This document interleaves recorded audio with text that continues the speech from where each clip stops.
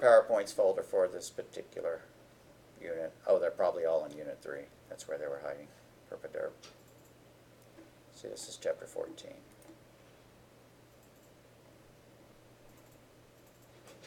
Chapter 9. Skip that problem by going to Chapter 9. Then it'll all make sense.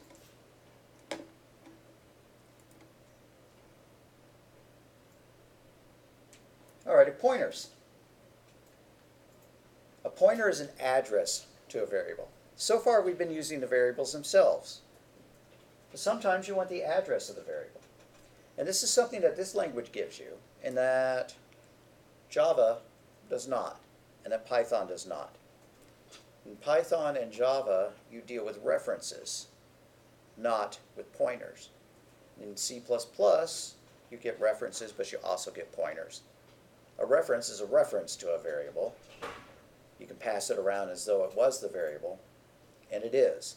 And you use that in place where otherwise the variable would be copied. Like when you're calling a function and you're passing something to that function. C is, in C++, are by default a pass-by-copy language. So it would actually copy that variable into the function, and then if that function needed to change it, then it doesn't change the original data. With a reference, it does. You pass a reference to that variable in, and it's not a copy of the variable, it is that variable, or array, or whatever. And if it makes any changes to it, then it actually changes the data.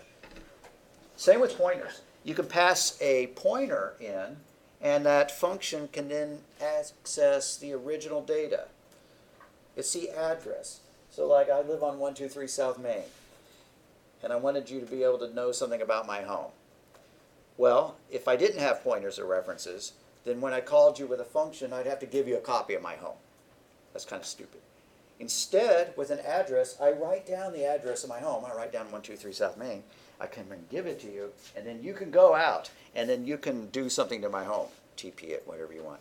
So, but I gave you a copy of, I gave you the address, and you were actually able to make changes to it. So to get the address, you use ampersand. Just call that the address operator. Now this isn't, we don't have any pointers defined here. But when we use ampersand, we get the address. And that address can be then stored in a pointer. So pointer variable, usually just called a pointer, holds an address. Because it holds the address of another piece of data, it points to that data. We've already worked with something similar to pointers, which are arrays. Whenever we passed an array to a function, we were actually passing a pointer to that array, to that function. Now it looked just like the array to us. We didn't know we were getting a pointer. But our function could change the data of the array. We didn't get a copy of the array. We actually got the original array, or we got a pointer to it so that the function could access the data and make changes to it. So when you pass an array into a function, you're passing it by pointer, even though you didn't really know that. And the C++ compiler makes that happen automatically for us. You don't have to define anything special and use any ampersands. And the reason for that is that an array variable actually is a pointer. And they can be used interchangeably if you know some weird syntaxes.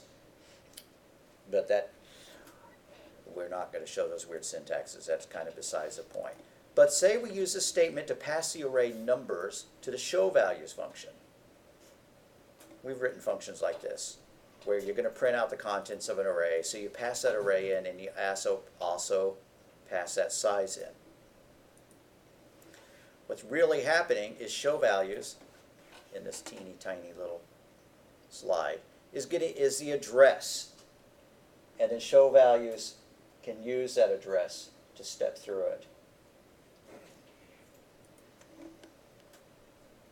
So we've also learned to use something like pointers when we learned to use reference variables. Remember how we did reference variables? We defined the parameter using an ampersand sign. And here we're using the same symbol to mean address of and reference, which I dislike, and so did the developers at Microsoft, because when they invented C#, they changed it so that when you want to pass in something by reference, you don't use a little ampersand. Instead, you use the whole word ref. Makes sense to me. I like that. Or maybe you put it in front of the word int. I don't remember. I better learn real fast because I'm teaching it in the fall. So there we go. Something like that. But when we call get order jelly donuts, we're not just passing in a copy of that variable, we're actually passing a reference to that variable, meaning that it actually gets that variable.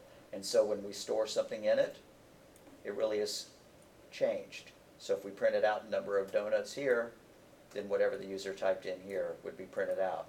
If we had passed it in without it being a reference, then no matter what they typed in here, it would be whatever it was originally set to here. And print out 0 or whatever.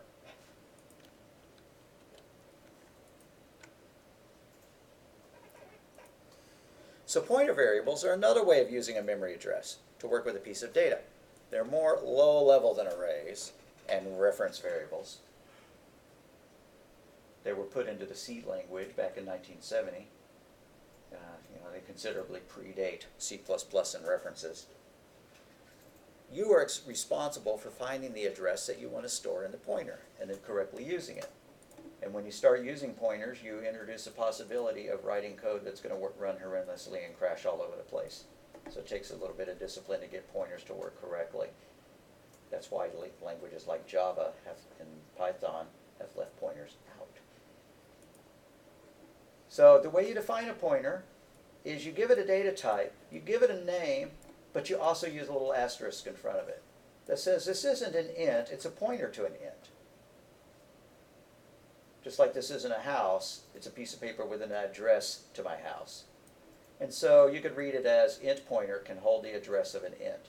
The spacing doesn't matter. You want to delete that space, fine. You want to delete that space, fine. You want to delete all of them, that would work. All right, so after you create your pointer, you want to put an address into it, you do that.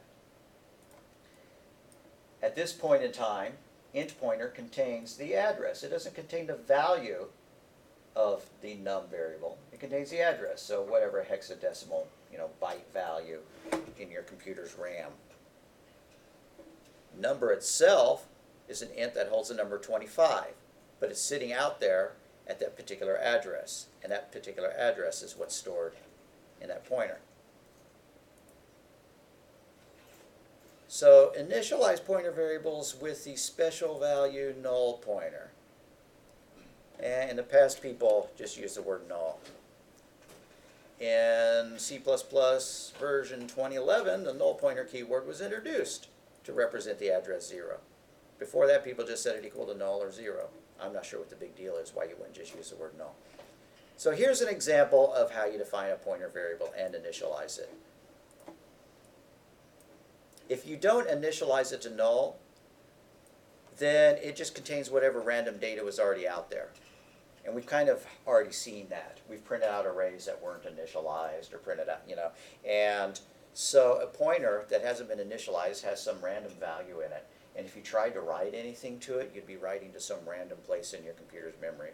You might crash your program. You might be able to do damage to your, to the operating system itself, freezing the computer, something like that. That's less likely nowadays. Operating systems are pretty good about protecting programs from writing over each other's memory, but not perfect.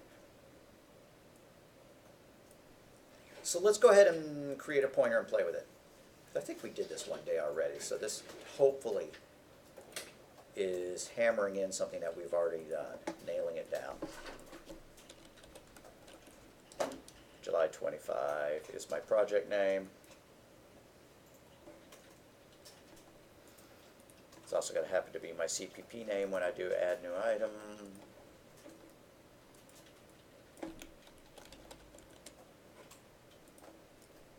Good old boilerplate, which I'm just going to go and copy rather than read aloud as I type it.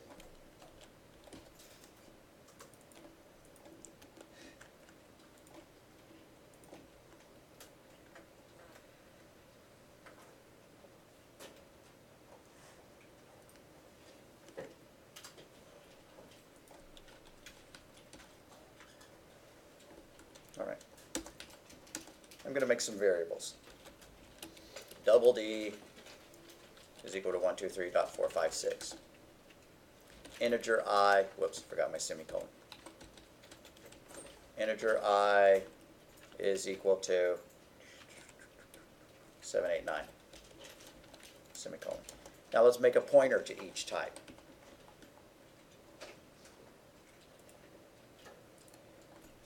So the way you define a pointer looks like the way you define the variable, but you use the asterisk after the data type. So int star pi, a pointer to I, and it wants us to do null pointer. All right, I can live with that.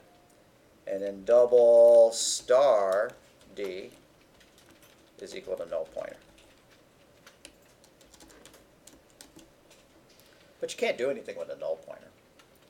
So we're going to stick the address of the d variable and the I variable into their pointers, respectively. So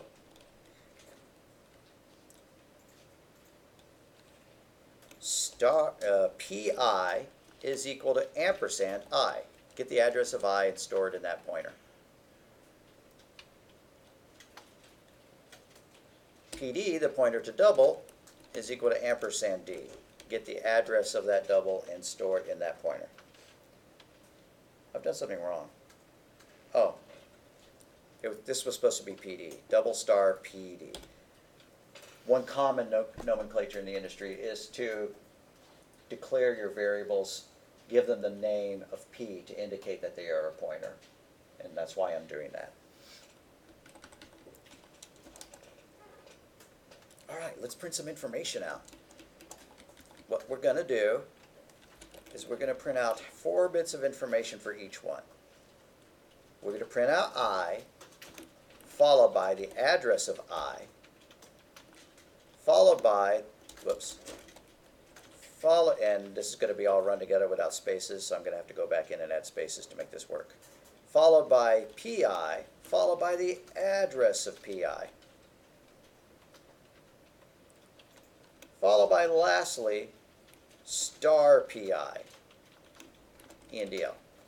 Now that's going to look real tacky because I don't have spaces or anything between them. So I'm going to modify this to put a space between everything, and I'm not going to read aloud.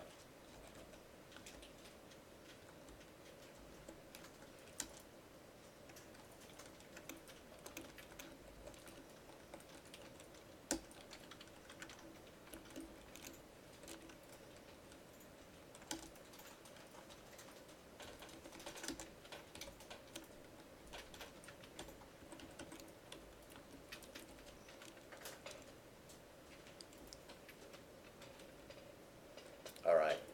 So after every variable, I then print out a space. Or you can make it a comma if you like commas or whatever. Spaces seem good enough to me. Then I'm going to grab that and replace all those I's with D's because I'm also interested in the same information about doubles.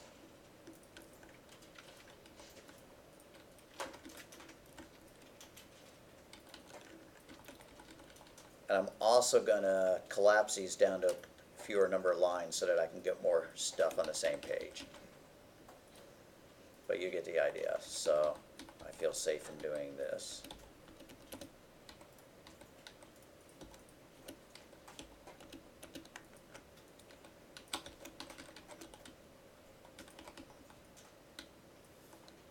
Okay, so this is going to be print out D and ampersand D, the address of D, and print out PD and the ampersand PD and star PD.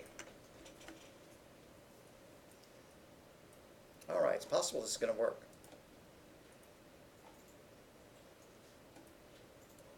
Oh boy, look at those numbers.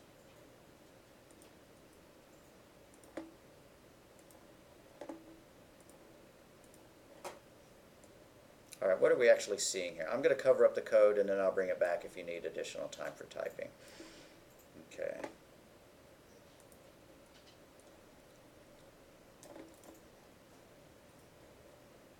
I'm going to try to get the code on the screen and then the output underneath it. Okay, so what's this first number? It's the contents of the I variable. What's this second number? It's the address of the I variable, where in your computer's RAM it's stored. And then what's this one? It's the contents of the pointer. Well, it happens to match the address of the I variable because we said so. We said pi is equal to ampersand I. And then what's this? Well, it's the address of the pointer, which you normally don't care about. But notice it's pretty close, right? I mean, it's printing it out in hexadecimal numbers, but EB4 and EA8, we can tell that they're pretty close together. These are both addresses. And then star PI is 789. Well, where do we see 789? It's the value of I.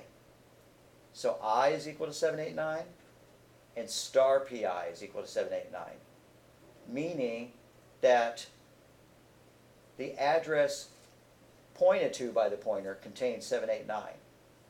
This is the address. This is what the pointer contains.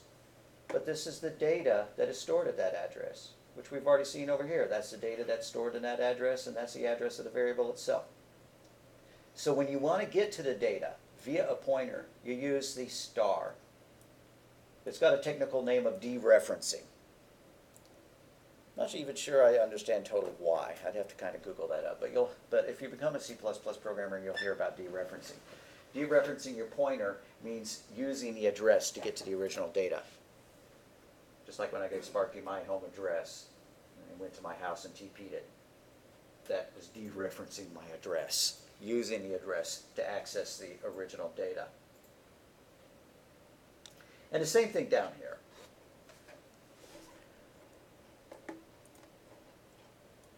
So there we go. You know, the double holds 123.456. Star PD, the dereferencing of the pointer, the data that stored at that address is 123456. And so the address of the double is that. The value stored in the pointer is that, which is the address of D. And then the pointer itself is that memory address that. Now, like I said, you don't normally care about the address of a pointer. Sure, you could create a pointer to a pointer. And there could be times when you want to do that. But normally you just care about data, and then you care about pointers to data. Anybody need additional typing time? Need the code back up on the screen? Feel free to say so. Here's the code for the folks playing along at home. I think just about everybody's here.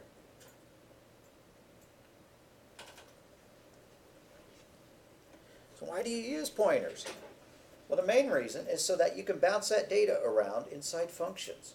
Normally, if you call a function, it's doing a pass-by copy, and you're getting a copy of the data, and you can't change it. Let's write something that's going to change the value of D. So it's going to be void. We're not going to return anything. And it's just going to be called change D. And it's going to take D, a double, as its value. But I'm going to forget to declare it as a pointer. The program's not going to work at first, and then we're going to make the modification to make it work. So let's see out a message. Enter a new value for D. Colon, space, end quote, semicolon. And then CIN arrow, arrow. Well, yeah. CIN arrow, arrow straight into D.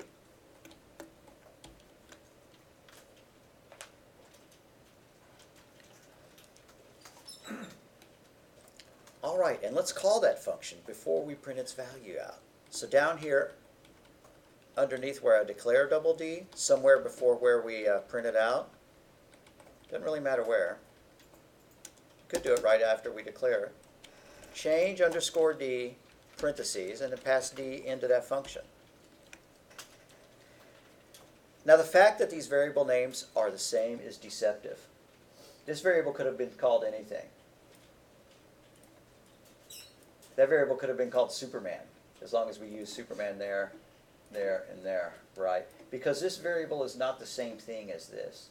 This is just a copy of whatever we pass in. It's a photocopy of it. Anyways, let's run it. If I don't have any syntax errors, it's going to ask me to type in a new value for D. Well, my favorite number happens to be 99999. And then lo and behold, when it printed out D, did it print out 99999? No, it did not. It's still equal to 123456 because this D is a copy of the original variable, and so making any changes to it does not affect the original variable. Well, we're going to pass it in by pointer so that it can change it. So to pass it in by pointer, we need to pass in the address. So I'm going to put an ampersand there. Well, that's a syntax error. Why? Because this isn't a pointer. It's still wanting a double itself. We're going to change this to be a pointer by using the star and then P. So I just changed the definition of my function to star PD. Well, this is wrong. But I can do star PD there, and that makes it correct. This means use CIN to store some data in the address held in that pointer. Remember that dereferencing bit? Use the address stored in that pointer. Now it's going to work. Enter a new value for D, 999. And it worked. The doubles value changed to 999.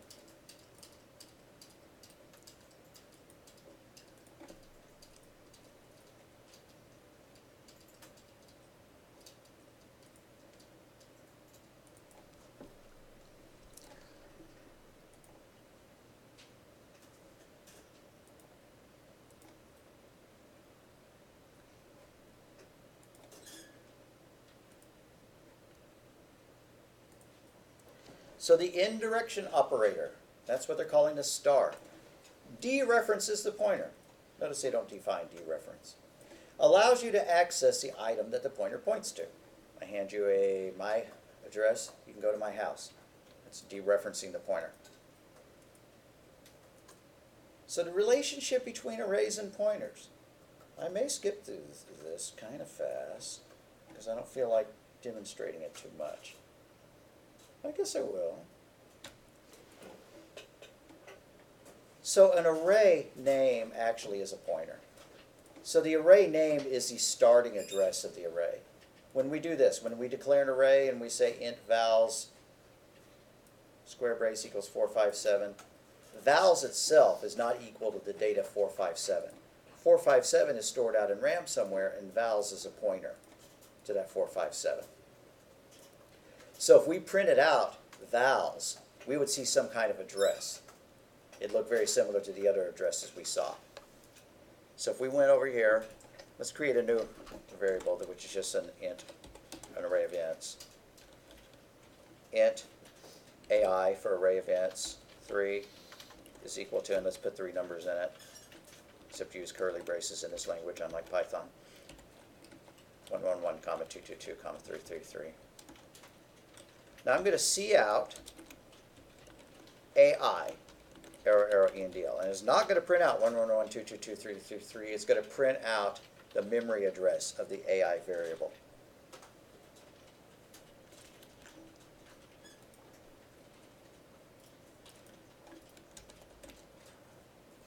All right, and so it printed it out, and here it is. That's the memory address on my computer, and maybe it's the same on yours, maybe not. 001D, FC, D4, whatever, which is real close to the addresses of the other variables, right? Which makes sense. When this program runs, it asks the computer for some RAM to play with, and they're all going to be pretty close to each other.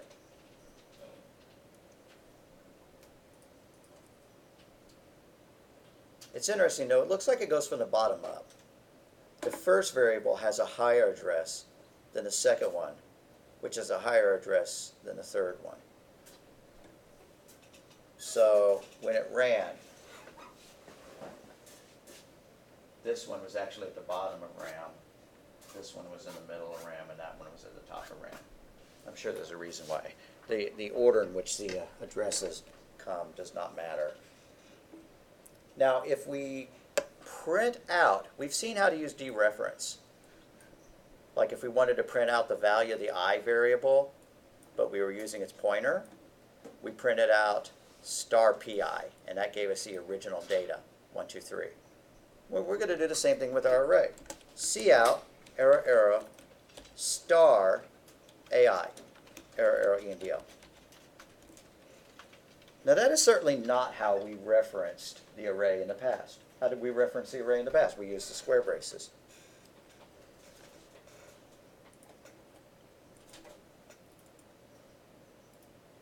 And what did it print? It printed out 111. Well, we got to the first one. Also out there is the second one and the third one. This is going to look silly, but just bear with me. AI++, and then print it out again. Well, that didn't work.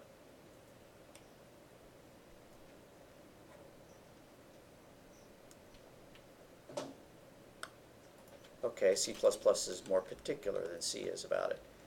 All right, so do it like this. Print out star parentheses AI plus 1. And then copy that line and print out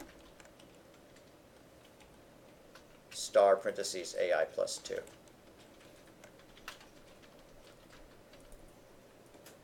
And what do we see? We see 1, 1, 1, 2, 2, 2, 3, 3, 3. So what we're doing is we're printing the contents of the data that's stored at that address. When I point at the screen, I guess the people at home can't see it. We're printing out the contents of the data pointed at that by that address. And then we're printing out the contents of the next memory location. We added one to the pointer. We went to the next one. And then we went 2 past that address. So we got 1, 1, 1, 2, 2, 2, 3, 3, 3. And you can access an array either like that or with the subscripts. The result is exactly the same. It's just that when you use subscripts, the compiler turns it into this syntax effectively. They mean exactly the same thing as far as this language is concerned. Java doesn't have pointers. Python doesn't have pointers. So when you use the square braces, it means something a little bit different. But this is, if we did this, if I went up here and I did AI plus 0, which is not necessary because AI plus 0 is equal to AI, that is the same thing as addressing AI subscript 0. This is the same thing as accessing AI subscript 1. And this is the same thing as accessing AI subscript 2. You can just see commonality. This is clearly easier to do than that. Quicker to type, quicker to read. But they do the same thing in this language. Do I want you to remember this and start using it? Yeah, probably not. In other languages you won't be, so why? Unless you're just trying to impress other C++ programmers.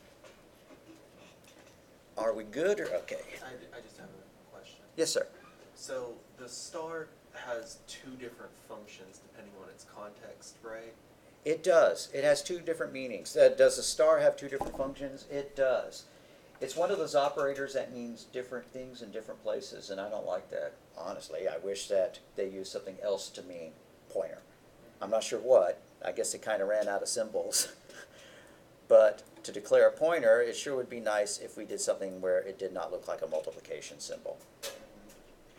Don't know what. A tilde? A bar? I don't know. I wish they had. I want to show you, oh gosh, I hope I can remember the name of the language.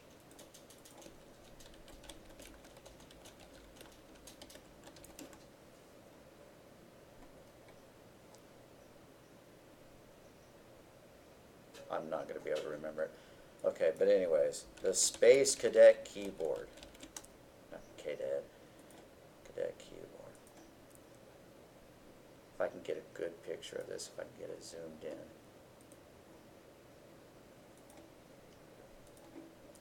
Well, that's useful. All right.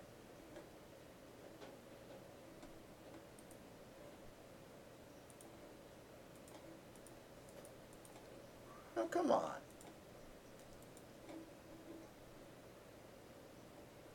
That one.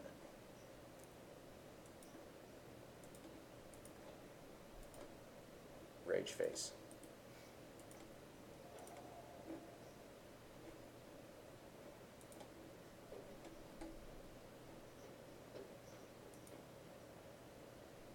All righty.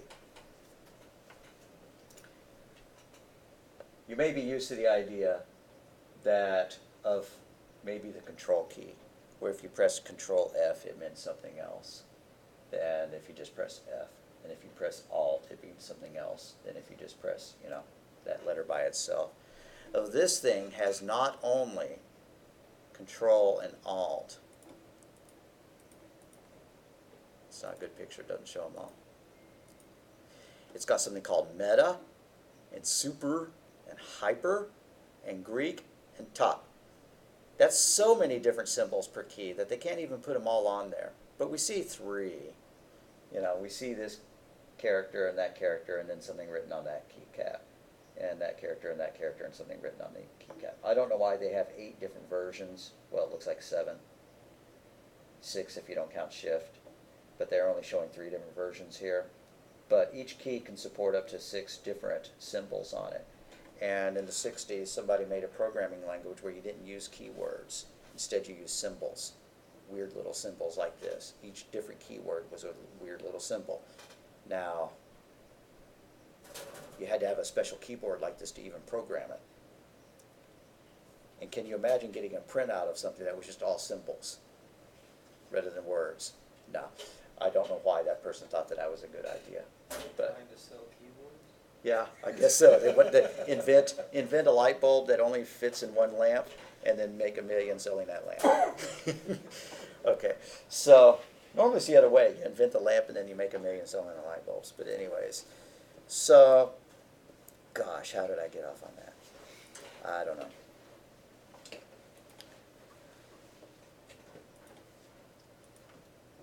So pointers and expressions. Anywhere you use a variable, if you have a pointer, you can use the same thing as long as you prefix it with a star. This is still showing arrays. This would be the second element of the array. That would be the third element of the array.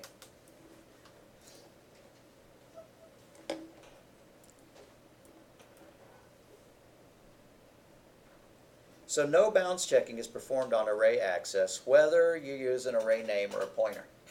Unlike Python, where it'd blow up nice and good if you tried to use a number that was larger than the maximum size of the array, which is a good thing. You really want your program to just flat out die if you use a value that's too large. Or you want your program to know that it's accessing that value too large and prevent it from happening in the first place. That's the best way to do it.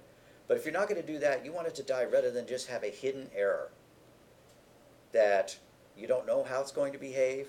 Maybe sometimes it works correctly, maybe it doesn't. You never see the error, but then you give it to the customer or you install it on, on a Patriot missile system, and the Patriot missile goes and hits a tank because, you were accessing some memory that passed the end of the array. Sounds silly, but software errors are serious business, Mars landers slam into the planet. Patriot missiles start missing their missiles. There was a timing problem in the Patriot missiles used in the first Iraq War, where, kind of like a memory leak, the longer the system was left running, the larger the error became. So if you turned it on and you shot some missiles like within the first day or week of the system being turned on, it was great. But then after that, it started introducing some lag, and so they wouldn't be able to hit their targets. That had to be corrected, obviously. But programming serious business. You try to program defensively to catch the errors before they occur, and you really try to test your product really good. I mean, it doesn't matter so much if Farmville crashes, right? I mean, people will stop playing it, but it doesn't kill anybody. So pointer arithmetic. I'm going to skip that.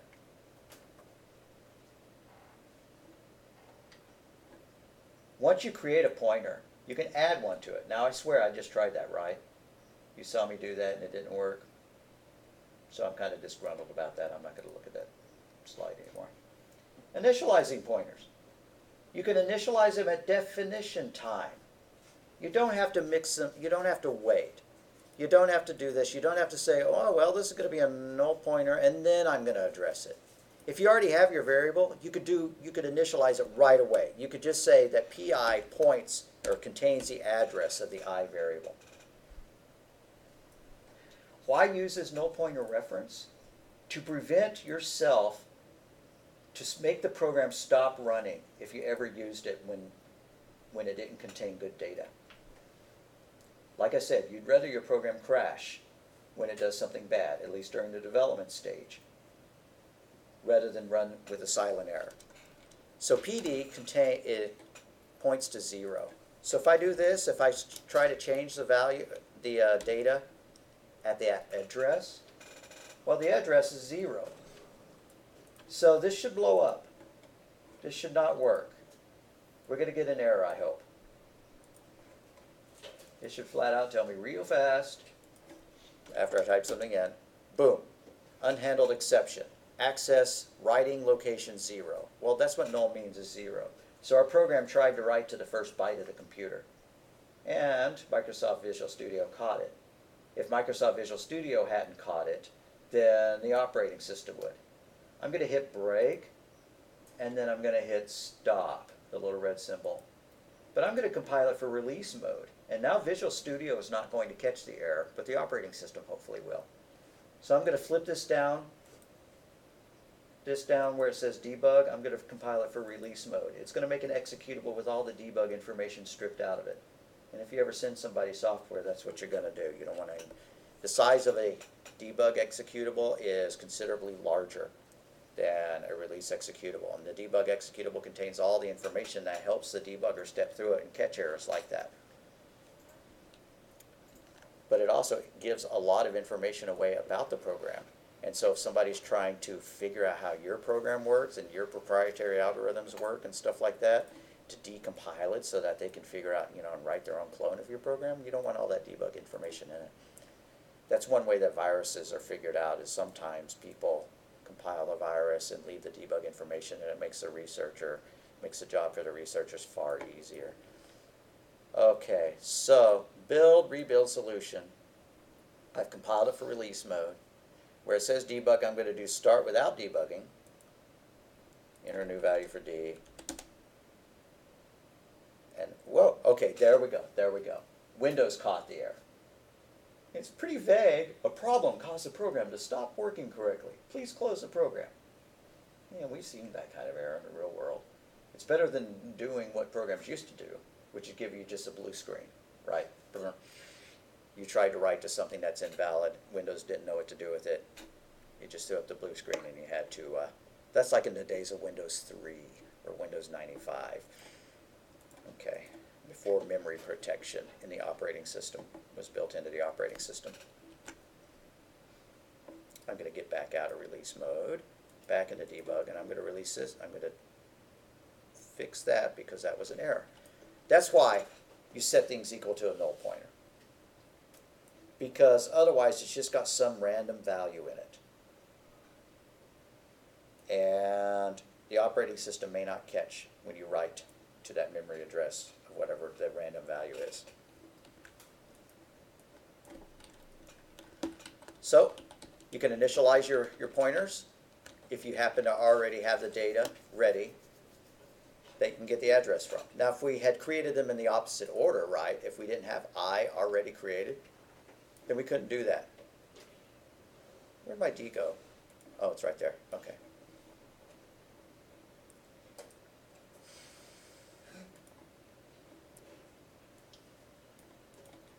Comparing pointers. You can check to see if one pointer is larger than the other. It doesn't compare the values. It just compares the pointers themselves. Let's compare pointer 1 and pointer 2, or PI and PD. When we declared them, where do we create them? PI is here, PD is here. Let's find out which memory address is higher. Since we've printed them out, we already know that they're kind of accessed, created in reverse order. But let's do, if PI greater than PD, C out, quote, PI is greater than PD. Else, C out, the opposite. Alrighty, operand types are incompatible. Well, then I guess I should have read this slide a little bit more carefully. Why would it matter what types they were? Okay, let's create 2 pointers of the same type. int star, and let's make floats. Float star pf1, comma, pf2. Or I'm going to make them on separate lines, just to make them a little bit clearer. Float star pf1, float star pf2. Now, if pf1 is greater than pf2, print pf1 is greater than pf2. Else, print pf2 is greater than pf1. They're not going to be the same, so I'm not going to even add a third clause. They could be the same. Nope, there's absolutely no way that you could have two variables allocated at the same spot.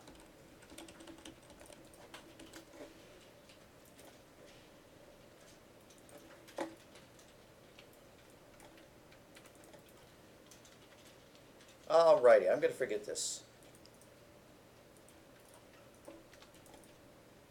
Uninitialized.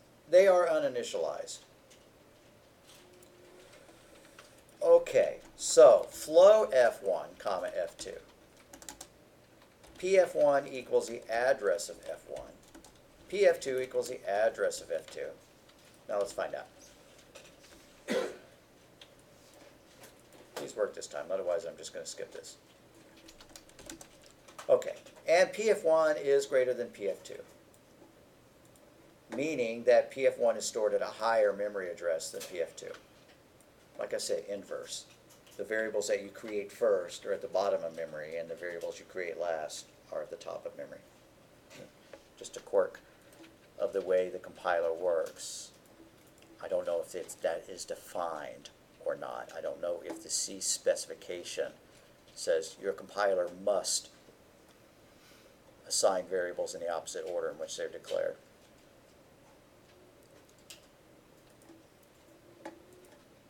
Pointers as function parameters. We already demonstrated that. Your declaration of it will be int star ptr. Now here's something we haven't done, is use the typedef keyword. What you can do, I'm just going to scroll up to the top. Typedef double as gubble. And then I can do gubble g is equal to 3.456. Now that's silly. But what we're doing is we're saying we want a new type called gubble that is a double. And anywhere we use this word, what we really mean is a double. Now like I said, that's silly. But what if we do this? Typedef star double, a pointer to a double. Oops, I'm sorry. Typedef double star, a pointer to a double, is called a p-gubble.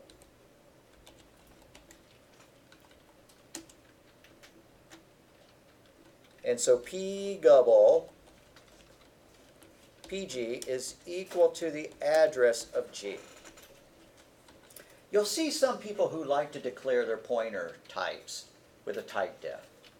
I don't really see the reason, because you could just define this as gubble asterisk g, right? Just like we did down here. But what we've done is we've created a brand new type of our own very own called p-gubble, which is a pointer to a gubble, and we've already said that a gubble is a double.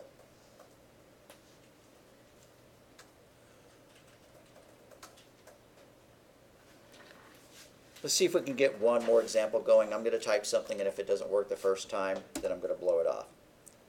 Typedef int subscript 10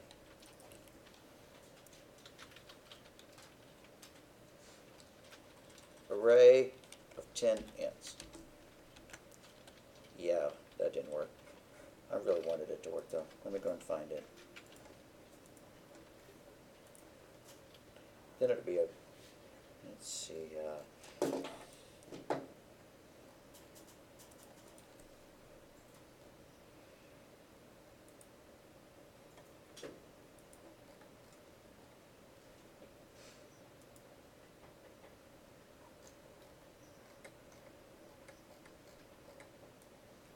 should make these C PowerPoints available to y'all.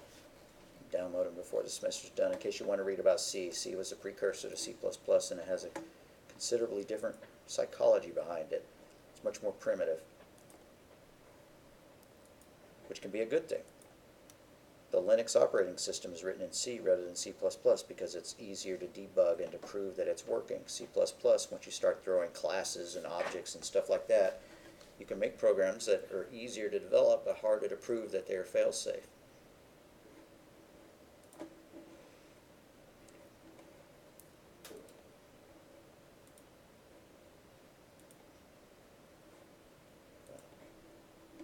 Just grabbing the wrong thing. I'm getting annoyed at myself.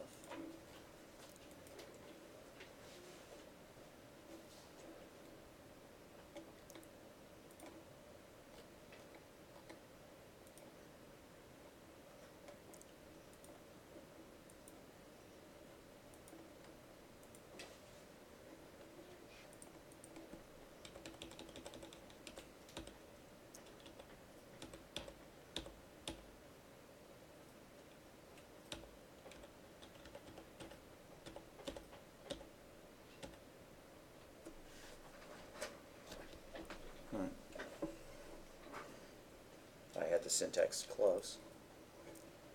Going back here, alrighty. I should have put the number after this.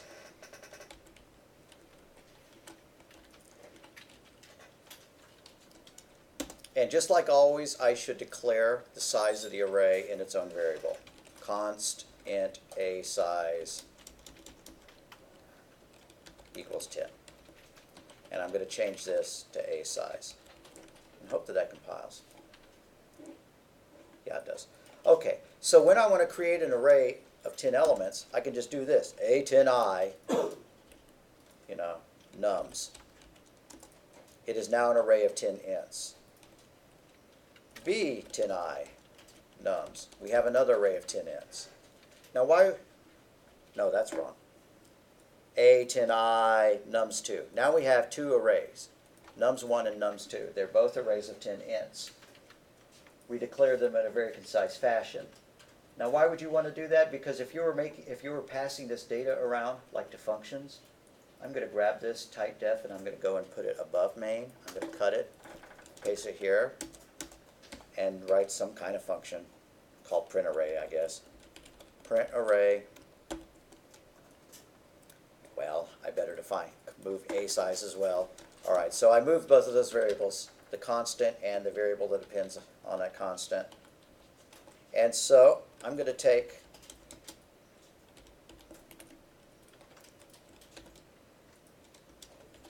that and I'm going to print it out with a for loop. For int v in ai cout v India.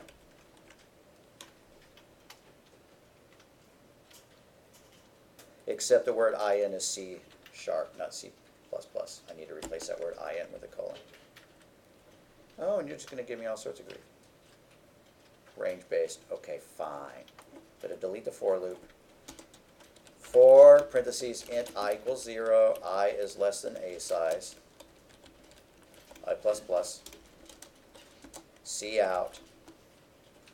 AI subscript I. Subscript.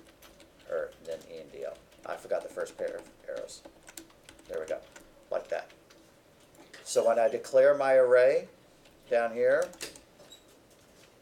A10I scores, and then I pass it to that array, to that function, print array scores. By defining this as a type def, and in creating this here, I'm absolutely guaranteed that they're of the same length. And if I ever decided to change this, I would change my definition up here. I would say, okay, my array is going to be 20.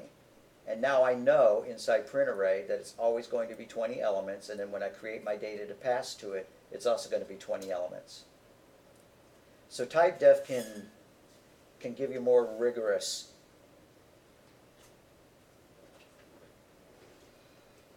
give yourself some standards to work against so that you can't be passing the wrong size of data to a function.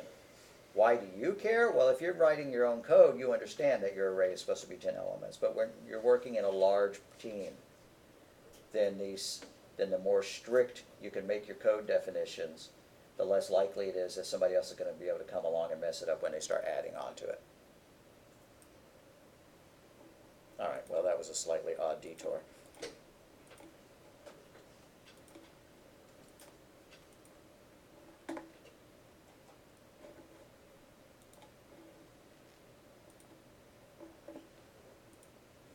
So we've seen using a pointer as a parameter, and then inside it, when you want to change the value that the address points to, you use the dereferencing.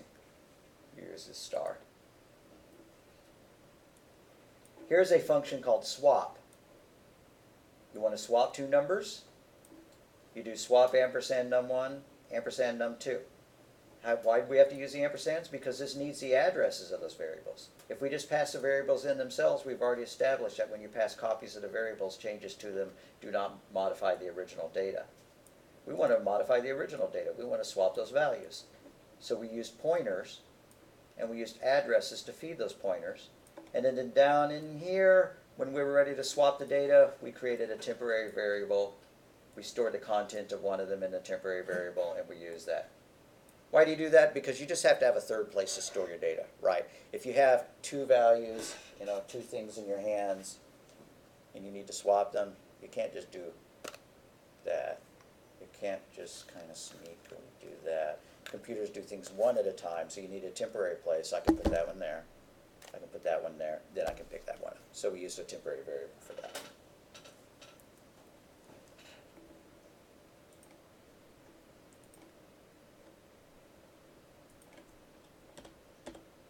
Pointers to constants. Not sure why I would do this. If we want to store the address of a constant in a pointer, we need to store it in a pointer to const. Here's a constant called size. And then we use it to declare our array. And then we want to pass pay rates array to a function. Well, since the array is a constant, when we pass it in, we would use the word const in front of it. That would tell the code not to allow anything in here to make changes to it. And honestly, that const would work regardless of how you did it. If you did double rates, and then you pass it in like that, you'd still use the word const to forbid this thing from making changes to it. And why is that necessary? Because it was declared as const. So the code better not try to make changes to it. As a matter of fact, it wouldn't even let you pass it in unless this was defined as const, because the compiler tries to prevent you from doing things which are impossible, like changing constants. So a constant pointer is a pointer that is initialized with an address that cannot point to anything else. Here we go. This is a constant pointer. It's been assigned the address of value. We cannot go in and change it to point to another address. Not sure why you'd ever want to do that. A constant pointer to a constant. Yeah, whatever. Skip. Dynamic memory allocation. You can allocate storage for a variable while the program is running. The computer returns the address of the newly allocated variable. You use the new operator to allocate memory. And you Java guys are used to this idea. If you've done any object-oriented programming, when you're ready to create something, you do x, x equals new patient, and it gives you a new patient. We'll need to play with that a little bit. We'll do that when we get back to classes. And then when you're done with the memory, you use delete. That frees the memory. You absolutely never had to do that in Python and Java. Python and Java employ something called garbage collection. What garbage collection does is that when memory is no longer needed by your computer, it is freed so that the operating system can use it for something else. When is memory no longer needed by the computer, by the program? Well, once a variable falls out of scope, you don't need it. What if I had this? I'm going to declare an array that's 10,000 bytes long. When this function exits, when the return statement is hit, or when it leaves that function, this memory is no longer needed. Right? It would just sit there using up RAM that could otherwise, be used for something else. Now, for a function like this, and with a fixed declaration like this, it's actually allocated at runtime and it's never freed. But if we created this with the new keyword, char star sz is equal to new something that was 10,000, this is not the correct syntax. But anyways, every time you call print array, I want a new 10,000 bytes to do something with. Well, when sz falls out of scope, the memory is not released. In Java, it would be. When this function terminates, the memory would be free at some point. It's called garbage collection. This is garbage data now. There's nothing pointing to it if this was Java. So it needs to be freed at some point. So at some point, the garbage collector in the Java runtime engine is going to notice, oh, I have some memory, but nothing is pointing to it anymore. I can get rid of it. I should get rid of it. C++ doesn't work that way. It doesn't have garbage collection. So when you allocate RAM with a new or with a different keyword called malloc, you'd better turn around and release it, to delete it, to free it. Otherwise, you get what's known as a memory leak. What if we called this print array function 10,000 times? And every time it ran, it was allocating 10,000 bytes. Well, after it ran 10,000 times, 10,000 times 10,000, that's 4 zeros each time, is equal to 1, 2, 3, 4, 5, 6, 7, 8. That's 100 million. That's 100 megabytes that the program is using that is completely wasted because it allocated that RAM and then it never released it when it was done. And Firefox used to be notorious for having memory leaks. If you kept Firefox going and you didn't, close it every couple of days or whatever, then once you checked your task manager, you'd see that it was eating a gigantic amount of memory. It's better programmed than that now.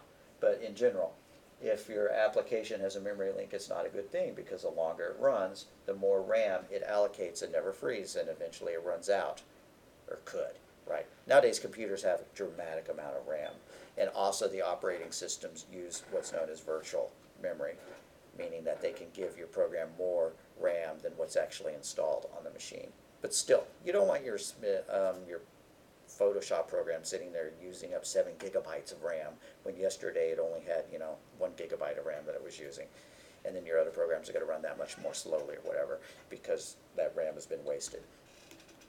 One issue in games. Yep. In games.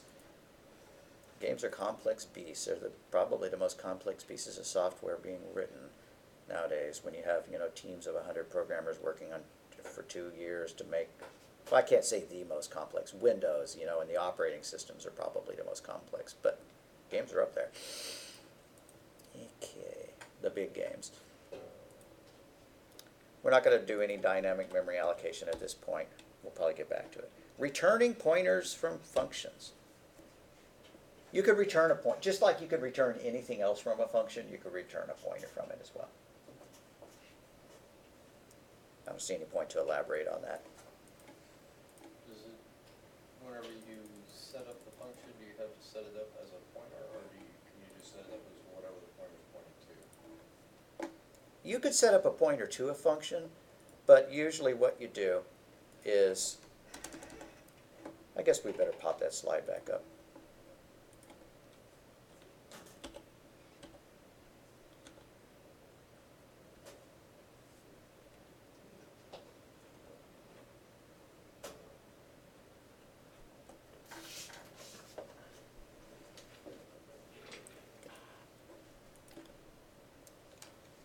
So I'm going to write a function called gimme, which is going to allocate an array of a certain size, maybe an array of ints. So int star gimme is going to take a number. The first thing it's going to do is allocate an array of that size. Gimme equals new int subscript x, and then it returns that, except that not gimme is equal to. I need to create a pointer in here. So int star p, that's enough, and then p is equal to new int, and then return p. So our main code can call gimme and get a certain number of ints in order to play with.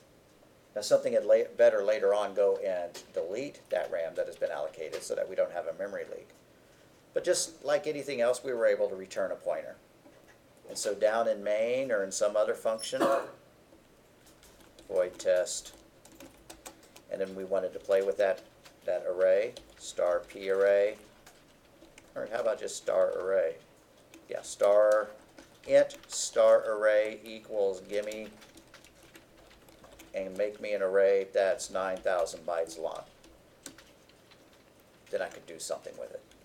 Array subscript 500 equals 1, 2, 3, whatever. We've written a function that went out and it grabbed some memory in order to play with it. Why would you want to do that? Well, you may need to create one array, load it full of data, then turn around and create another data array and copy the data from the first one into the second one so that you can process it but preserve your original data. Or if you're doing, you may need to allocate multiple arrays in order to do complex, matrix multiplications or whatever. You're given this array, and then you want to do the matrix multiplication. So you're going to need to allocate an array, two-dimensional array, do that manipulation, and then you may want to be able to call that function again, but preserving the contents of the old one, because we've already seen that when you store something in a variable, its old data is lost, but not if you've allocated new space for it. So every time we do our operation, we may want to allocate a new array to hold the results. Eventually, we're going to have to free those. All memory is ultimately freed when the application terminates, but you don't want to wait for that to happen. That's one of the things that makes Java and Python friendly languages to learn to program, is you don't have to worry about removing things before the application exits. But C++ got jealous, and so they implemented something called smart pointers to try to give garbage collection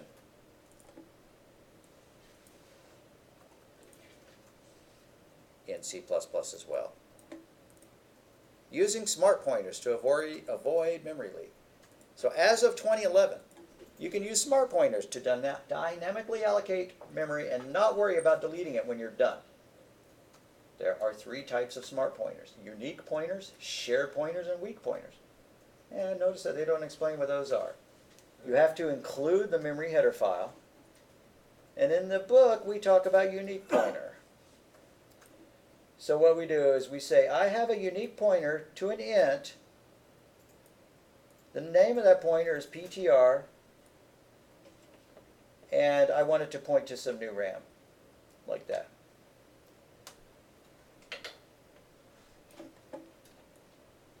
Then, when this PTR variable falls out of scope, it automatically releases that. Now, allocating a single int is kind of silly. But we were talking about classes on Monday, and you could have a class that occupied huge amounts of RAM.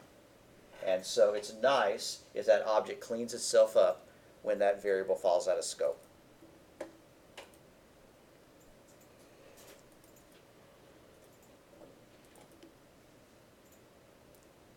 So, for example, unique pointer of type int, PTR, that's the pointer's name, and hey, I do want you to make me a new int. And then now we're going to store the 99 into our brand new int, so we have to use the dereference operator, star PTR is equal to 99. Then display it, and then return. And when it returns, PTR falls out of scope, and the RAM that it's pointed to is freed. Again, this is a spurious example because it would have been freed anyways when the program terminates. But what if this had been a function other than main? Now, okay. We've hit the end of the pointer chapter, so why don't we take a break? Let's get back together at about 8:45.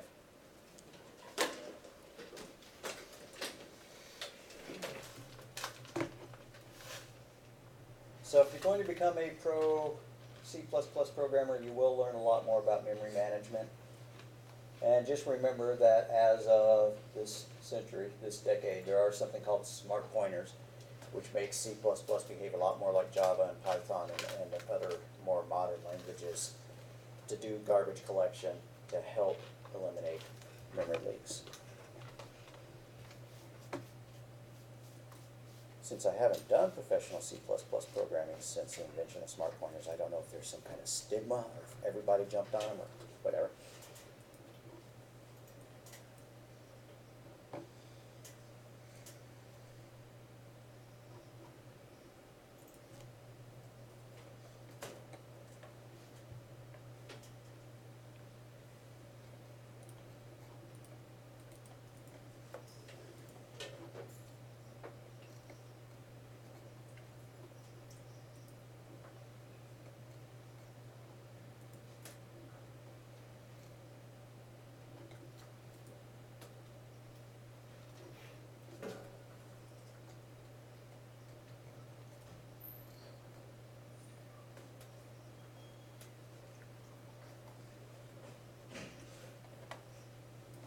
All right, so chapter 10, character testing. I bet you did this in Python. Hope you did.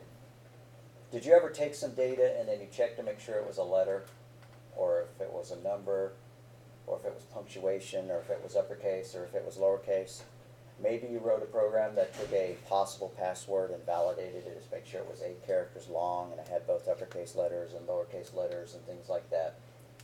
Well, you have the same type of options in every programming language, every reasonable programming language, where you can check to see if a character is an alpha character, or if it's a numeric character for alphanumeric, whether it's a digit, whether it's lowercase, whether it's uppercase, whether it's punctuation, or whether it's a space. Space means white space. It could be a tab, it could be the space bar, it could be the enter key.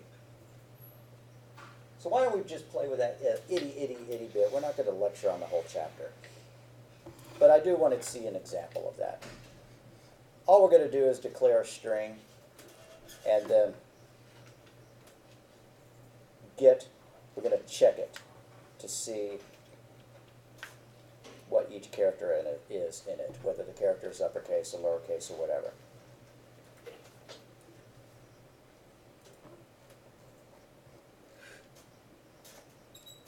So we're going to have to add to the top of our program, include CC type. So up here at the top, # include CC type.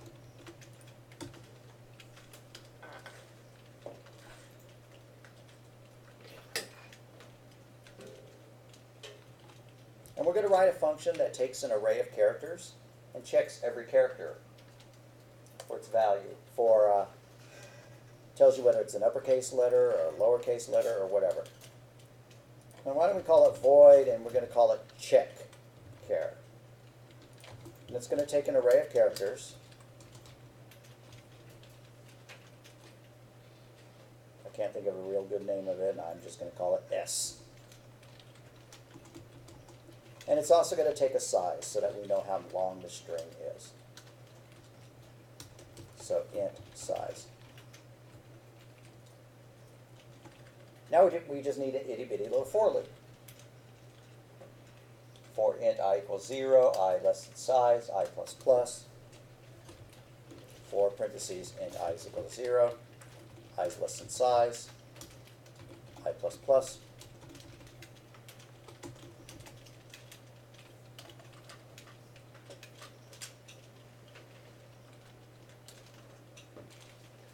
Now let's grab that character out. I'm just going to say char ch is equal to s subscript I. And then we're going to perform some tests on that character.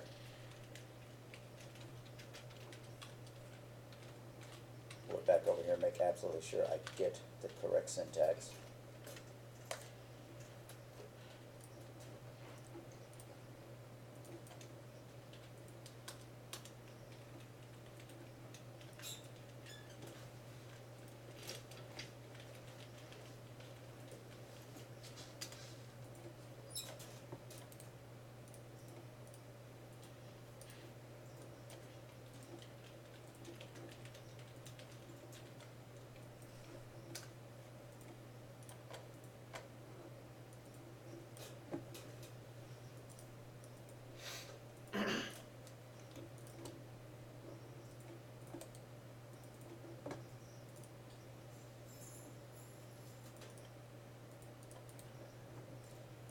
So the PowerPoint file is there if you want it.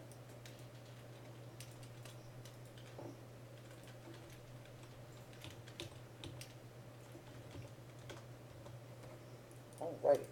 So we've included CC types, so it's quite plausible we will be able to do it just like this slide shows us.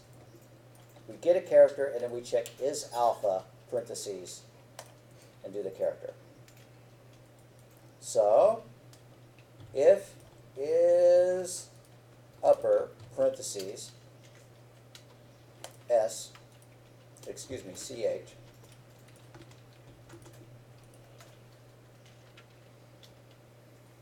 that didn't work. Oh, we're not doing Python. Remember your parentheses. Okay, there we go. Why don't I print the character out first? So C out, arrow, arrow, CH, arrow, arrow, followed by a space. And then if it's uppercase, let's C out, arrow, arrow, upper, followed by a space like that. Just put it right there. Then we're going to tack on some more.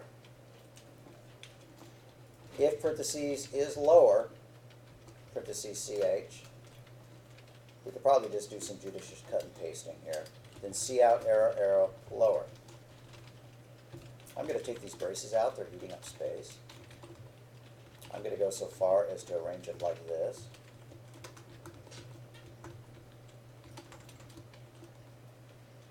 And then I'm going to copy this, paste it so that I can make one of them say is alnum, which stands for alphanumeric.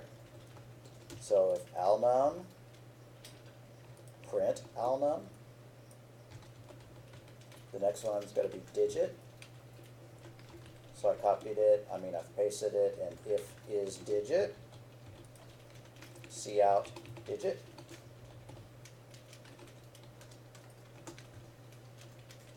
I forget the name of the punctuation one. I'm going to do space first. So if is space, C out space.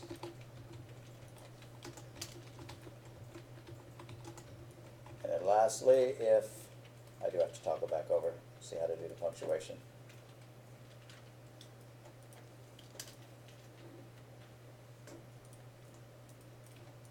Punct, okay, P-U-N-C-T.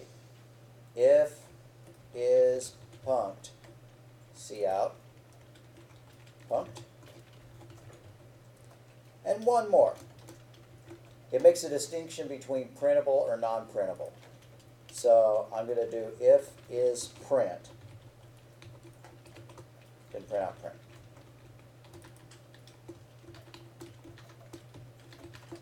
So that's my function. Then I'm going to go down and add a call to this function in main, just to print something, print out a sentence or something.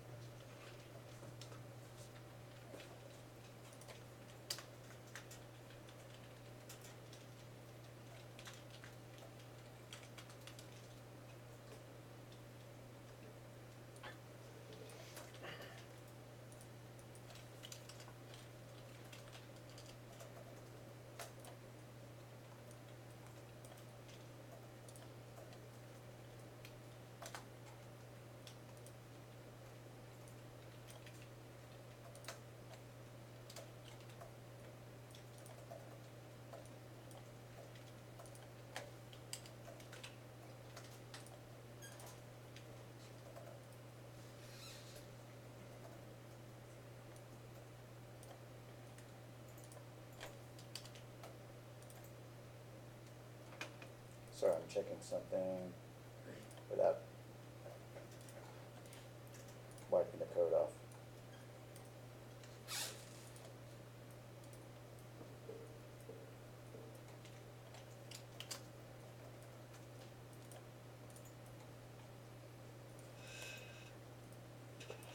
Okay. So I'm going to scroll down the main. We good? Everybody need to keep this on screen? Okay. Guess I could cut it and move it down closer to main.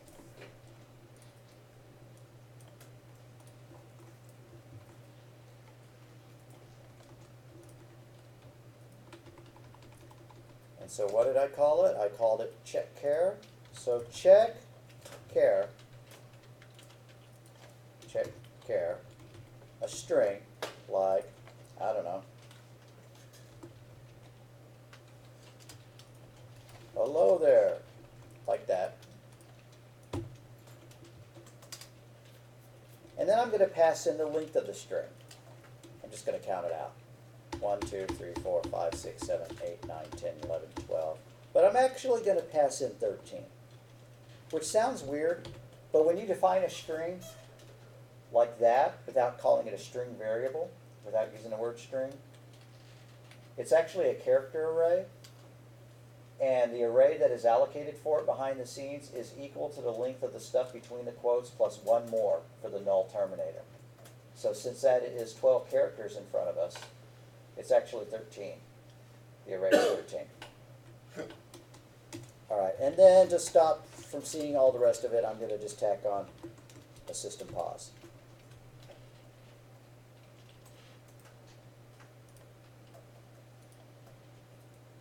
Alrighty, it looks like I forgot to put an E and DL somewhere in there.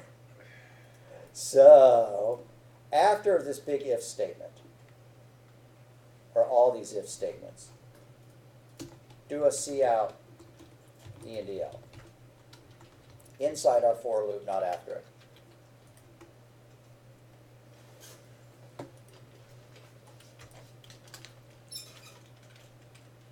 Alright, there we go. And it says, hello there. Oh.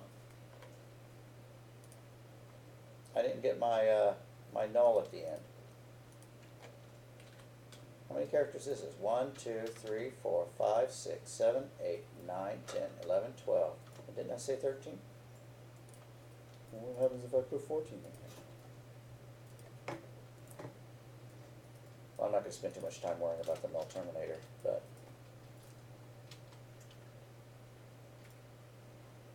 okay, it's probably printing it out and just printing absolutely nothing.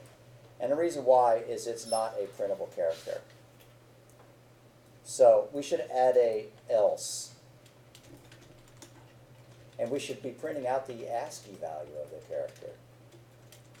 So after this line right here, cout, arrow, arrow, ch, arrow, arrow, space, let's modify that to print out int, parentheses, ch, followed by another space, like that. And I forgot to put spaces at the end of all these strings so that it didn't run all together, so I just went down the line adding spaces all the way there. But I want to put an else here so that if it's not a printable character, we get to see that. So else, cout, arrow, arrow, non-print, space, end quote, semicolon.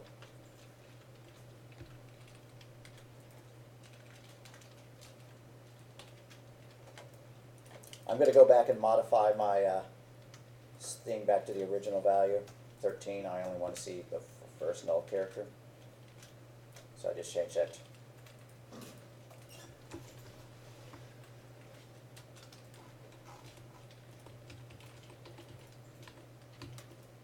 Like that. Okay, when it runs, here what I see. Hello there. ASCII value of a capital H is a 72. The rest of them are all, you know, higher than that. And then the ASCII value of an exclamation point is 33. It's terminated by the 0, by the null character, which is a non-printable character. And we see that H is an upper alphanumeric character, which is printable. There's also is alpha. I forgot to do is alpha. If I did is alpha, then print. Sounds good to me. Let's tack that one on, and then we'll be done with this little bitty example. I'm not going to make us do the password program, but I think you could see how it would apply, right? If it was a digit, you'd add 1 to the digit counter. If it was a punctuation, you'd add 1 to the punctuation counter. If it was upper, you'd add one to the uppercase letters. If it was lower, you'd add one to the lowercase letters. And then after you did all that, after your loop, you'd check. You'd make sure that they entered a certain number of uppercase letters and a certain number of lowercase letters, and that they entered a punctuation and a digit, and that the whole thing was of a length greater than the minimum password length. Okay, so the last one I'm going to do is, before it says upper and lower, one more check, which is alpha. Parentheses CH, in parentheses CH, close, or parentheses CH, end paren, C out, alpha, space, end, quote, semicolon. All right. So if you ever need to inspect a string, letter by letter, you can do that. I wasn't real proud of myself for hard coding the length of the string. There are functions you can call to get lengths of strings. I also could have declared this as not an array of characters, but as the string class. I could have used string s, and it might have worked just as well. I'm going to change that char array to just string s, and I believe it'll work just as good. Older versions of C++ would not have supported that. You would have had to call s dot c underscore string, parenthesis, in parenthesis, like that, to get the array out of it. That syntax is kind of nasty. I'm going to undo all the changes that I just made. All right, is it? I may have done too much typing. Are we good, or do I need to come and eyeball your screen? All right, I'm going to come back.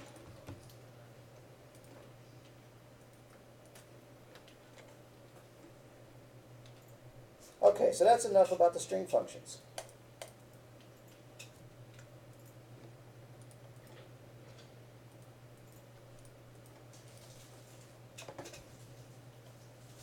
Isn't it neat that we can cover 3 chapters in one day?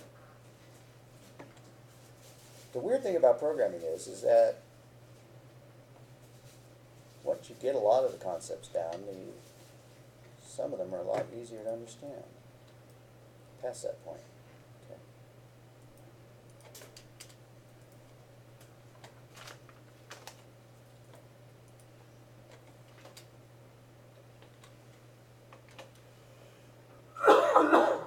I think whatever this is, we're probably just going to skip it and go back to classes. Abstract data type. No, maybe we won't. Let's take a look.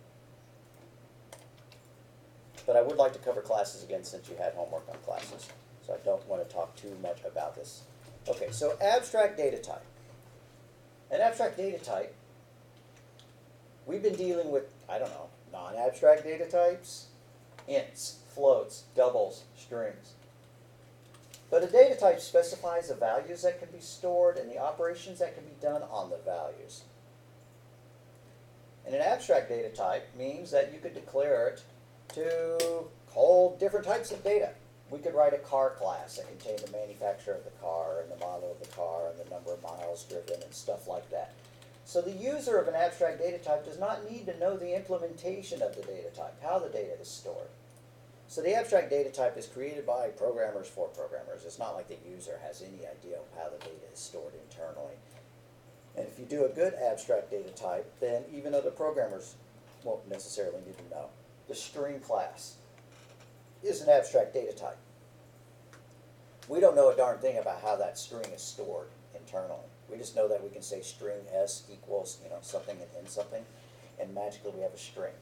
And then if we ever want to, we can dig down and find out the functions that are supported by strings. And there's a length of a string, and there's probably functions for, reversing the string or turning them all uppercase, all lowercase. We can call those nice functions without knowing how they work.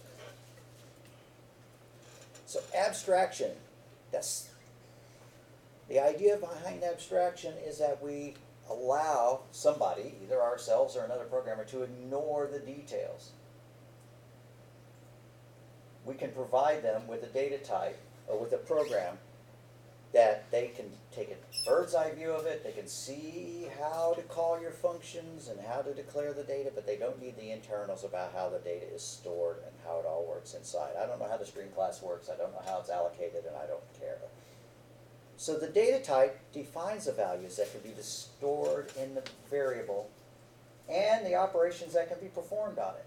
Now that we're talking about object-oriented programming, we have data that can have functions built into it, and we did that on Monday. So firstly, combining data into structures. A structure is something that can hold more than one piece of data at the same time. We've already done that. What have we done in the past when we wanted more than one piece of data at the same time? What did we use? Arrays. Yeah, we used arrays. But arrays have a limitation, I mean, maybe not a limitation, but they have a feature, which is that all the elements need to be of the same type. You declare an array of ints, you have 12 ints. Well, what if you don't want all of them to be of the same type? What if you want a conceptual grouping of data, but not all ints? You want some ints, you want some strings, stuff like that. Well, in that case, we would use a structure. More likely, we'd use a class. But structure is something that came from the C language. And what C++ did is they added classes to the concept of structures. And conceptually, you could think of a structure as being data only, and a class as being data and functions. Now, underneath it all, a structure and a class are the same thing, and the only difference is whether the elements are default to being public or private. But that's just what the developers of C++, the inventors, decided. A C structure, if you ever go back to C programming, absolutely could not have functions built in. So the general format, struct, followed by the name, and then some pieces of data. Let's do that. I mentioned a car class. Let's make a car class. So above main, I'm going to do I called it a class, struct. Well, I'm going to call it, I don't know, auto. No, auto is a keyword. That's a bad one. How about car? Boring, but because then you'd say that trucks aren't cars. But we know what we mean. All right, so every car has a brand,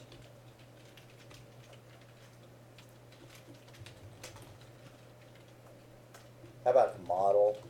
Instead of calling it brand, let's call it a model, and a manufacturer, string MFG, and let's make a mileage, which I'm going to make a double so that we can store. That's a bit excessive, right? We don't need to be able to store numbers with 300 zeros after it, but whatever. Okay, so miles, and then I'm going to make a string called color, and then another double called miles per gallon.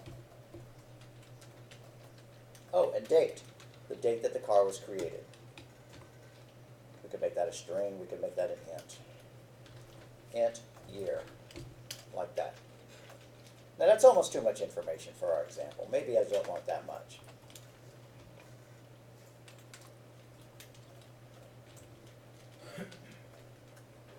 I'm going to rearrange some of these just in a way that makes sense to me. The reason is because I'd rather talk about a Ford F-150 than a F-150 Ford. So I want the manufacturer to be first.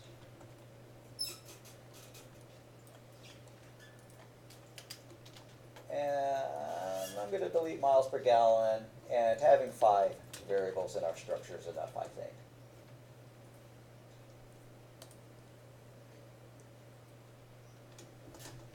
Now let's write some client code. I should just stick this in main. I guess I will. I like the way we did it on Monday, and then I forgot to keep going on that. Remember how we broke it up in here's our first block of code, our second block of code, and so on. Okay, so down in main, here's what I'm going to do. I'm going to make a car. Car C1 equals curly brace, in curly brace, and I'm going to fill in some data. Ford, end quote, comma, F-150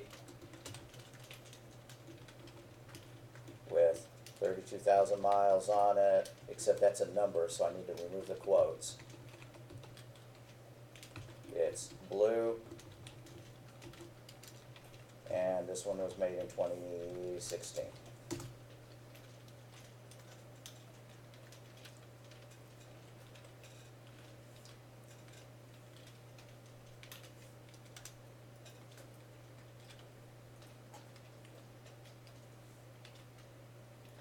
All right, now I'm going to make another car. Just make a couple more.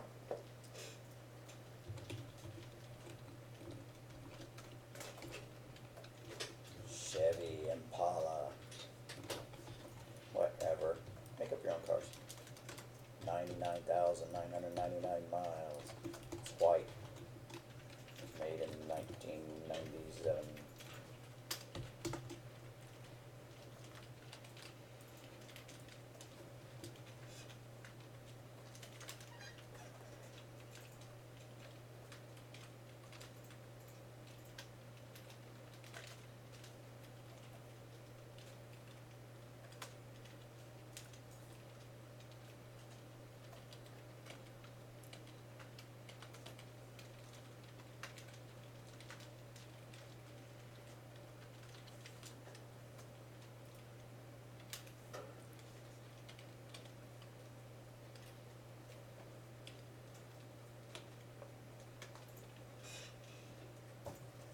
Alrighty.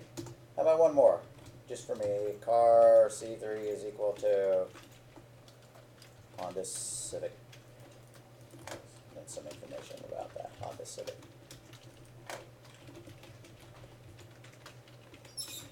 Got 1 mile. It's black. It was made in 2019. Pretty neat. It's from the future. Alright. Now I need to do something with that information. Maybe a print function. So above main, I'm going to make a function called printCar, which takes a car as a parameter. I'm just going to call it, I don't know, C. C is a good name for a car. Pretty pathetic to have single letter variable names, but they sure are easy to type. And so let's see out some information about the information. See out car data, colon, space, end quote, semicolon. And I'm going to copy the word see out, arrow, arrow, because I'm going to wind up. Now I've got that problem going on where, oh, I made a mistake. I put a closed brace where there shouldn't be one. By the way, whenever you wind up, this is just bitter experience.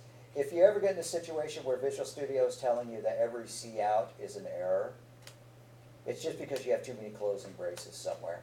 Go and find your extraneous closing brace and delete it, and it magically goes away. I don't know what the point of that was. Okay, so brand equals arrow, arrow, brand, arrow, arrow, comma, space, end quote. Well, brand isn't good there. I goofed. Brownie points to somebody who can tell me what I should have done there. Here? Oh, I got mine here first. I could do any, well, for one thing, it's called MFG. You have to use My this. mistake there, but yeah, I have to precede it with the name of the object. So C dot manufacturer. Would this also work? Nope, because we're not, yes, this is a great idea, this keyword, but we're not inside the class, we're not inside the structure, so we don't have it available to us. So I'm going to print out, and I think I'll just stop there, I'm not going to print it out, maybe I'll print out the color too. So the brand is equal to that, the model is equal to that. I'm going to copy and paste this, and I'm going to put the color here, and I'm just going to stop. Oh, you could go all the way. You could list them all the variables if you wanted to. But I'm going to stop at color. Color, arrow, arrow, color. And instead of printing out a colon, excuse me, a comma, I'm going to do an ENDL there.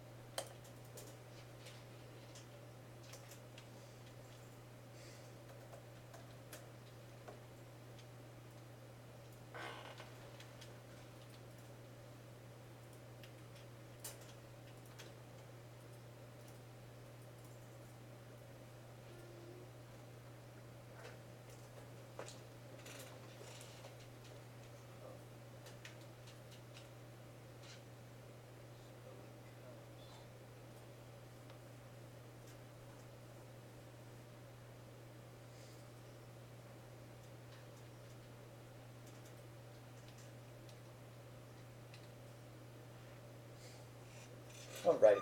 So down here I can print out my cars.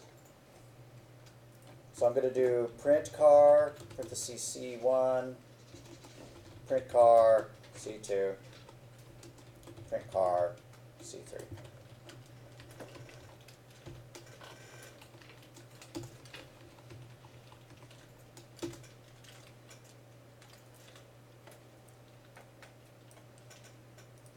But then let's say that I realized that the C3 car was really made in 2018 and it had a different mileage. So C3 dot miles is equal to 100, and C3 dot, I got an error there, I have to figure out what's wrong with that. C3 dot year equal, no, it fixed itself up, 2018. Then I'm going to print it out again.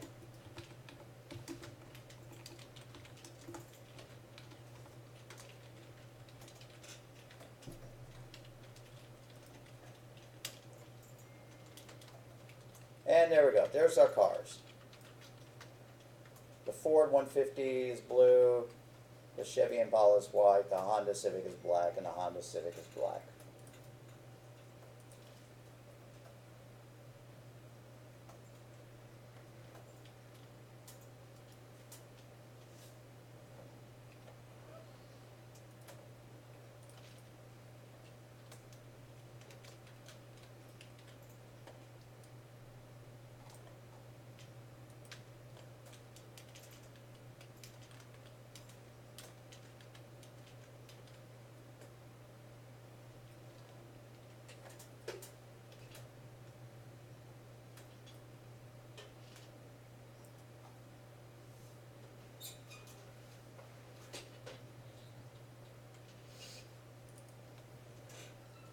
Alrighty, so we've defined an abstract data type.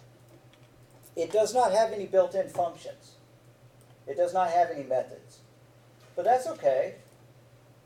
You don't have to add methods to a class, to an abstract data type. It's useful. That's why C++ was invented. It's why every language that's come after this has been object-oriented and had the ability to add functions to your structures, which we rename classes. But you don't have to. Not mandatory. So if you are going to define a class, there is a modeling, it's called a modeling language, which you use to define your class. It's called UML, Universal Modeling Language. And the way it looks is like this. I'm going to have to create a little table just to get the boxes going.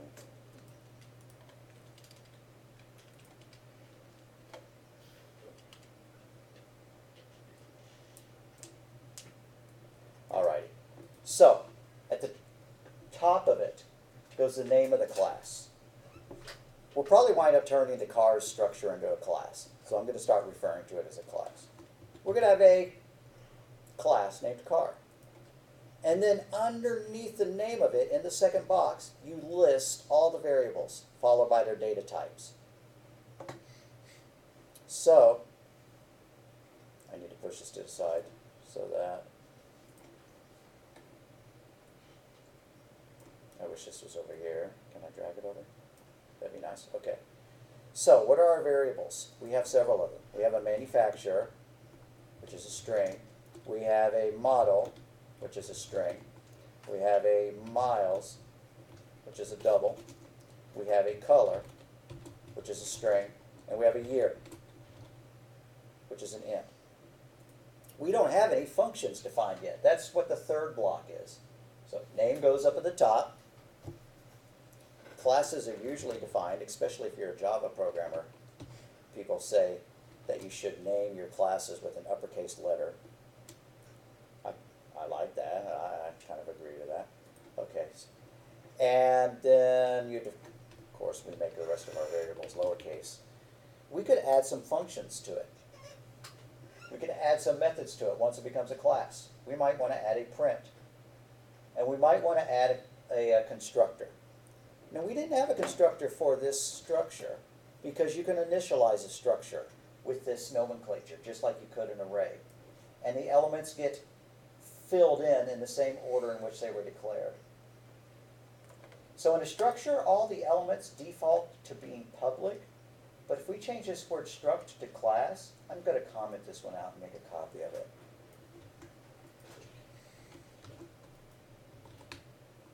All right. Commented it out. I'm going to change it to class with an uppercase C, not clar, class. Class is not uppercase. There we go. Class car, like that. I'm going to make this a car with an uppercase C. I'm going to come down here and make all these cars with uppercase C's. And we're getting little errors here. No constructor. You can't just initialize a class by using curly braces and throwing in a bunch of values like that. We would need to provide a constructor. And a constructor is a method that has the same name as the class, which is used to initialize the values. And I see that I'm getting some errors here as well. The problem is that those variables are declared as private. We didn't have the keyword private, but by default in this language and in Java, all the elements are private until you declare them as being public. Let's fix that for now. Let's make that all these things public.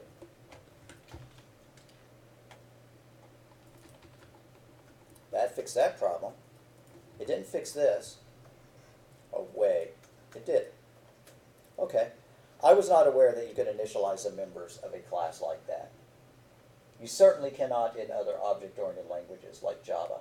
So we're going to go ahead and implement a constructor. Grab those guys, copy them, comment them out, because I want to preserve the old syntax just so that, you know. I'm going to make these little lowercase c's because that's what they were originally. But when we create them with our constructor, we're going to do it like this. We're going to invoke it with a parenthesis. So we have some extraneous stuff we need to delete.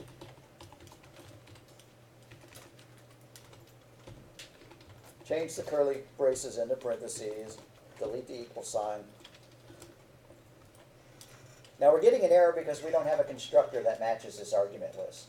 So we need to go write a function that takes those 5 parameters. And that we will use this keyword.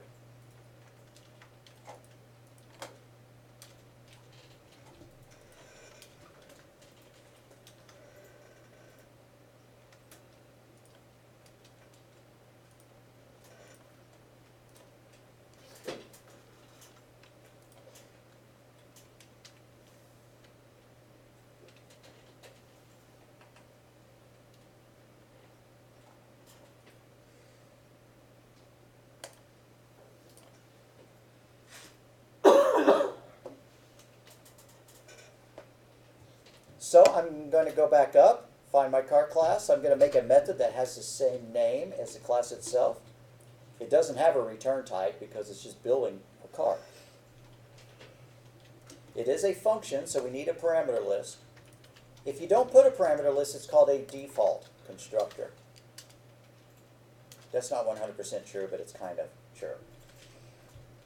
And you could just create all these things to have some default values. I'm just going to I'm going to set the manufacturer to unknown. It's supposed to be MFG, not MGF. The model to unknown. And I could take the time to fill in the rest. Be a good idea. Or I could set them to empty strings. Now I'm going to make a constructor that accepts data to fill in each one of these variables. So car, parentheses, and I need 5 parameters, 1 for each piece of data. String MFG, string model, double miles, string color, and year.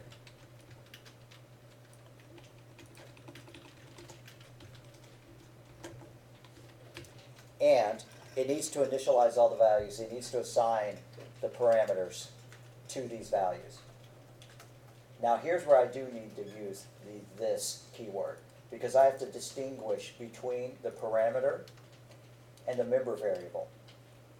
And so the this pointer indicates that we're referring to the member variable. So this hyphen greater than MFG equals MFG. And just repeat that down the line for each member variable. This hyphen greater than model equals model. This hyphen miles equals miles. This hyphen color equals color. And this hyphen year equals year.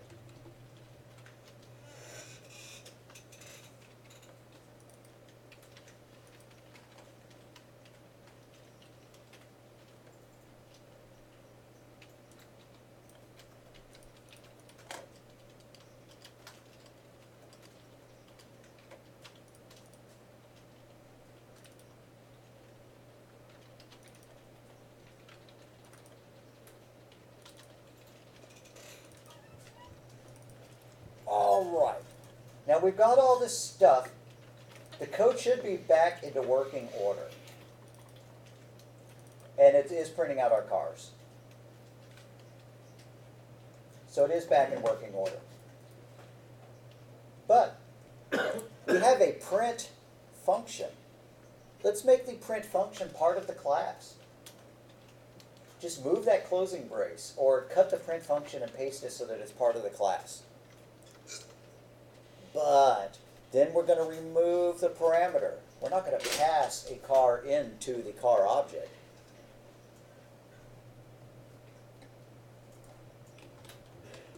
So here we're going to take the print function, we're going to cut it, and we're going to paste it. But get rid of car C. We're not going to pass a car into our car object. Instead, we're going to use this. So change those little C dots into this references.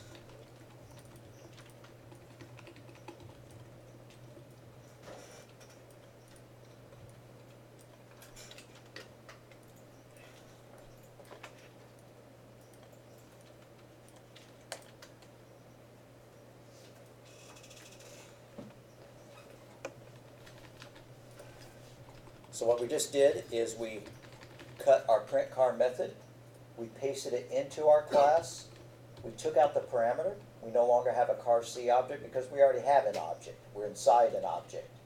And so we had to replace the C dot with this arrow, this hyphen greater than. Now we have to go down and where we were printing the functions, I'm going to cut those guys and paste them later. Along with my print cars, I'm going to cut them and paste them. You don't need to do this. You've got a lot more real estate than I do. Okay, so here I'm going to print them out, but now the print function is a part of the class. So C1.print, C2.print car, C3.print car.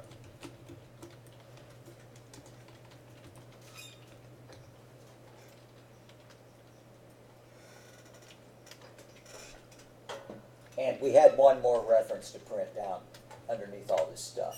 So find the last reference to print. It's showing up as an error here.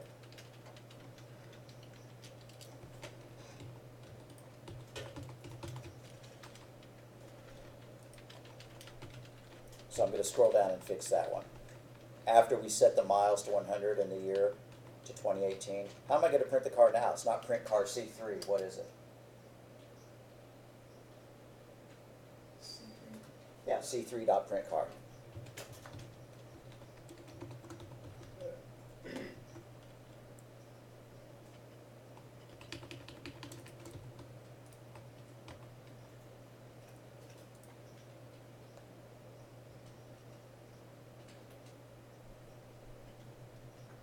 All I'm pretty happy with this example. I think this mirrors the idea of the homework pretty well. I'm going to go look at the homework again. Also, if anybody needs typo correction, I should stop and do that. Let me go look at the homework assignment.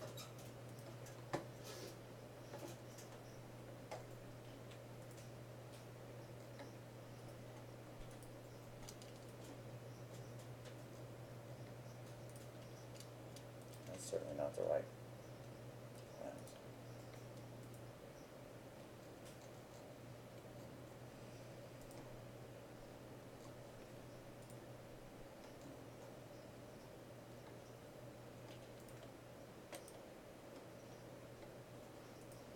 Okay, that's right. We had a book and a cone class.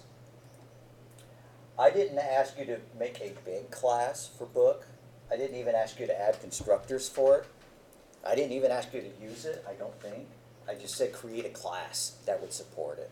So when you do your homework, if that's all you want to do, write a book class, not even use it, go for it. If you feel like, exercising, then go ahead and put constructor. Go ahead and add a default constructor and then a parameterized constructor like that. And then go and create some books down in your main. If you feel like adding a print method, do that too and call your print method. That's what I'd like to see. But I didn't ask for that. So if you've already turned it in without all that stuff, well, you don't have to go back and modify it. Now the cone class only had two data variables. It has a height and a radius. And it doesn't have to have a constructor. You can just set the pieces individually, right? Cone dot radius equals 3, cone dot height equals 4. It did have a calculate. It had a calculate volume function that you would need to write. Hopefully you know how to do that. If you get stuck, snap a picture, send it to me. I will help you. If you need help and you want me to come in on Friday, I will do that. And normally I have office hours on no office hours on Thursday, but I'll be here tomorrow. But text me to make sure that our schedules coincide. Because if I haven't heard from anybody and it's like 2 o'clock or something like that, then I'm probably not going to just keep sitting there. So text me and set up an appointment for Thursday or Friday if you need help. All right. Anybody need typo correction? Yeah.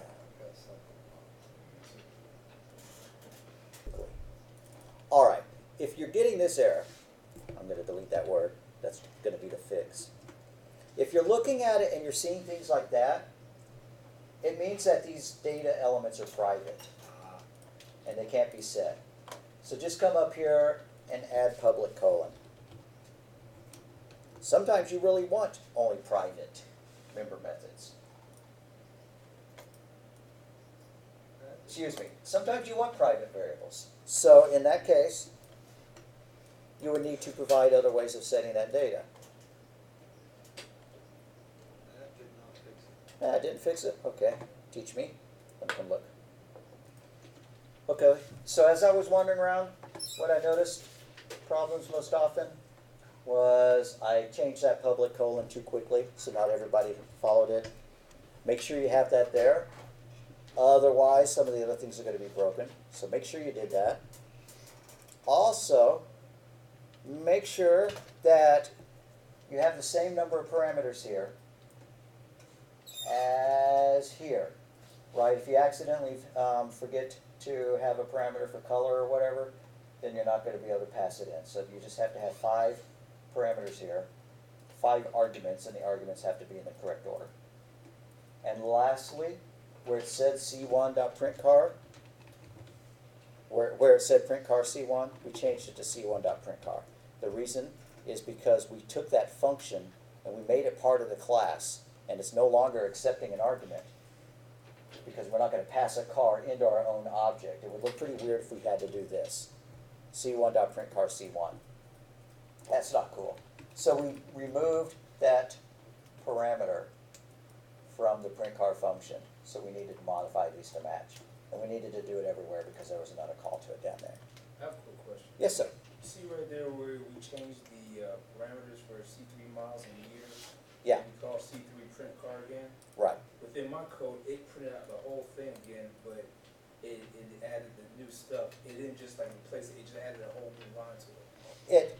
Right, so when yeah, the question is we get an entirely new line of data after we change these things and print it again. What's happening is we print the first car, we print the second car, we print the third car, then we turn around and change some data, but we printed the third car again. So we really should see that line repeated twice. And if we didn't like seeing it twice, we could just comment out the first print.